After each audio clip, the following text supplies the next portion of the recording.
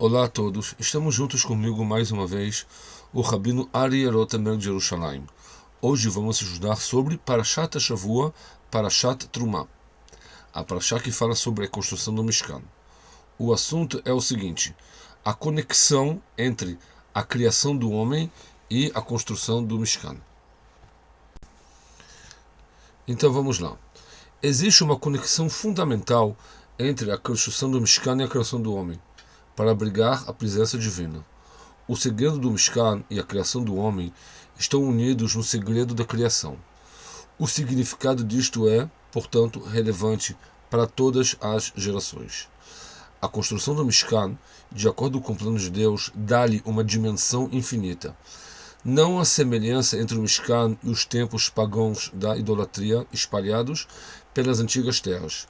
Além da profunda diferença entre a verdade e a falsidade, os objetivos e as tendências eram completamente diferentes.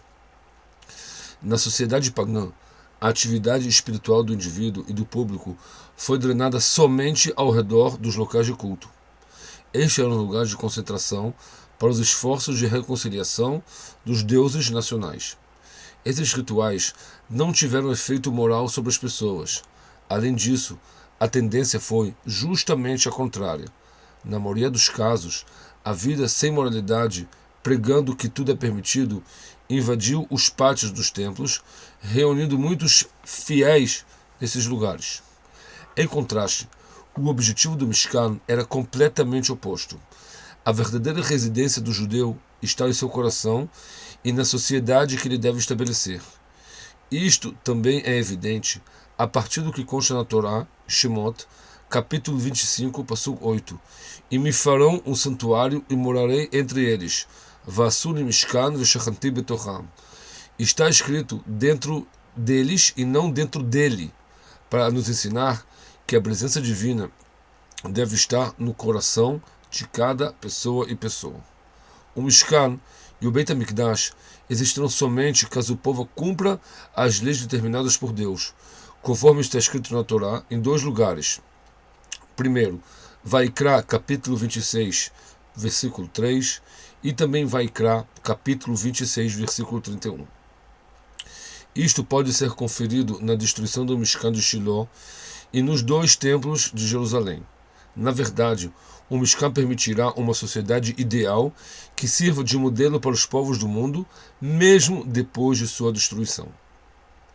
Quando uma pessoa tenta entender a si mesmo e compreender os segredos de seus valores, deve penetrar no mistério do Mishkan. Através da cobertura física dos detalhes, da estrutura e dos utensílios sagrados lá colocados, a pessoa deve revelar as qualidades espirituais inerentes a ele. Pois assim, como todos os fenômenos da natureza têm camada dentro de camada, assim também é o Mishkan e o ser humano. Assim como a exposição de cada camada revela que, na verdade, é uma capa que esconde uma camada mais profunda, assim também nas camadas da alma. Eles são profundamente impossíveis de serem totalmente explorados. O Aron Kodesh era um dos utensílios do Mishkan, a Arca Sagrada. Nele foram colocadas as duas tábuas da lei, os 10 mandamentos. Essas tábuas eram a segunda versão, pois a primeira foi quebrada por Moshe ao descer do Monte Sinai, quando percebeu que o povo estava adorando o bezerro de ouro. Abaixo das tábuas estavam as partes quebradas da primeira versão das tábuas.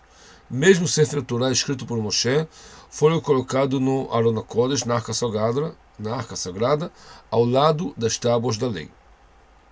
O Aron Kodesh, que estava no Mishkan, estava dentro de uma sala chamada Kodesh Kodashim, santuário dos santuários. Ninguém tinha autorização de entrar nessa sala, somente o Kohen Gadol, o sumo sacerdote, foi autorizado a entrar uma vez por ano no Yom Kippur. A entrada do sumo sacerdote no santuário simbolizava um momento de perdão e de expiação dos pecados do povo. E também simbolizava a proximidade e a conexão entre Deus e o povo. Acima da tampa da arca, do Aron HaKodesh, acima da Kaporet, Deus falou com Moshe dizendo: e eu vou encontrá-lo lá, e eu falo com você lá sobre a Kaporet, que está sobre a arca do testemunho. Deste modo, o povo aprendeu, no início de seu caminho, que, ao contrário do que viu no Egito, não há santidade nos objetos, mas apenas em relação a Deus. Portanto, as tábuas da lei, que foram colocadas lá na Kodesh, eram o centro da vida do povo, de modo que a ideia moral divina e sua visão penetram na consciência das pessoas. A ênfase é sobre o conteúdo das tábuas e sobre o Sefer Torah que está anexado. Eles estabeleceram um regime de vida na terra de Canaã, terra de Israel, a terra ao qual estavam destinados a chegar. Dentro do Mishkan havia uma mesa sobre a qual os sacerdotes colocavam 12 pães, lechem apanim, que eram assados de maneira especial, como está escrito na Torá Shemot, capítulo 25, Psukim, versículos de 23 até 30. Todas as semanas ocorriam um milagre relacionado a estes pães. Esses pães eram tocados semanalmente, quando os pães da semana anterior eram substituídos pelos pães da semana seguinte que entram. O pão velho, o anterior, ainda estava quente e fresco, como se tivesse sido posto naquele momento. Isto demonstra que a supervisão privada de Deus, Ashgaha Pratit, acompanha a mesa de forma mais ampla. Também acompanha as possibilidades econômicas do povo de Israel. Em todas as gerações, o homem deve entender que mesmo o seu meio de vida e sustento é acompanhado totalmente pela providência divina. E os resultados não são conseguidos pelo esforço e força de cada um. Tudo, mas tudo mesmo, é observado plenamente pela presença divina.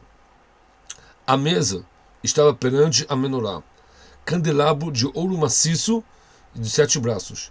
Isso significa que o homem deve dirigir seus caminhos de acordo com a luz divina que emana da menorá, que é a luz da Torá e da fé. A virtude do homem é mais evidente em seu comportamento em sua mesa e, portanto, é importante tratar a mesa com a proporção correta. Na mesa do Beit HaMikdash e na mesa do Mishkan estava o pão citado acima para nos ensinar que nosso pão também seja santo, que seja um pão obtido com dignidade e que deve ser servido diante de Deus.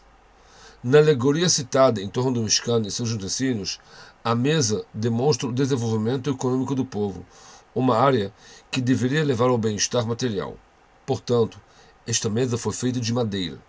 A árvore, madeira, simboliza o desenvolvimento dinâmico, constante e refrescante da nação que busca prosperidade econômica, parecido com a árvore que espalha seus ramos em todas as direções, brota galhos ramificados, a maioria das folhas e sua coroa se eleva.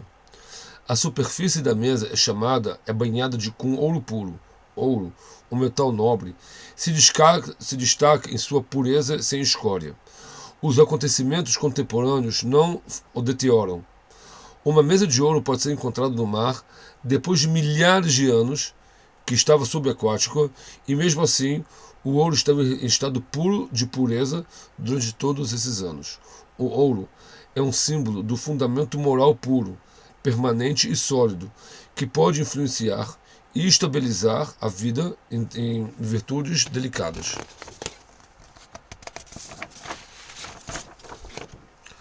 A mesa banhada de ouro mostra que há apenas uma restrição à economia, restrição moral. Não há limite para as possibilidades de desenvolvimento material, mas o bem-estar material das pessoas deve basear-se numa base pura como a pureza dourada. Todas as pessoas são interessadas em desenvolver seu bem-estar econômico, mas eles devem prestar atenção à limpeza moral, integridade e respeito. Não há bênção para ganhar sustento à custa dos outros. No sul estava a menorá de ouro. A menorá era um trabalho magnífico, atraente em sua beleza. Ela foi derretida no fogo e saiu perfeitamente moldada e decorada com botões e flores. Tudo foi feito de ouro maciço em uma peça só. A Torá diz: e farás uma menorá de ouro puro, de uma peça só será feita. E farás uma menorá. O homem é como a menorá. Ele é capaz de iluminar pela Torá e boas ações. Ele deve se esforçar para ser tão precioso, puro e importante como ouro puro. puro de todos os pecados e maus atos.